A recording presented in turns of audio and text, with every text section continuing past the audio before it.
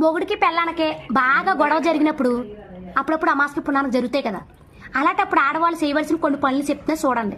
నాకు కూడా తెలియదు, ఈ మధ్యలో మా అమ్మగారు చెప్పారు. గొడవ జరిగిన రోజే మనం సెక్సీగా రెడీ అవ్వాలి, బాగా రెడీ అవ్వాలి, బాగా ఫుడ్ తినాలి. అర్థమైందా?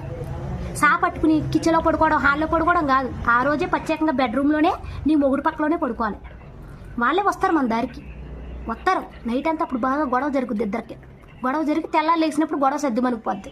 అర్థమైందా?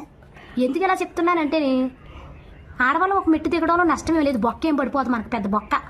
అర్థమైందా? ముక్కు మొహం తెల్ల నుండి పెళ్లి చేసుకుని గదిలోకి వెళ్ళినప్పుడే మొత్తం అయిపోయింది. ఇంక ఇప్పుడేంటి మనకు ఆహాలో పొగరలోని అవసరమా? బయట 100 సంవత్సరాలతోటి 100 తలకి పూట్లతో వస్తాడు మొగోడు.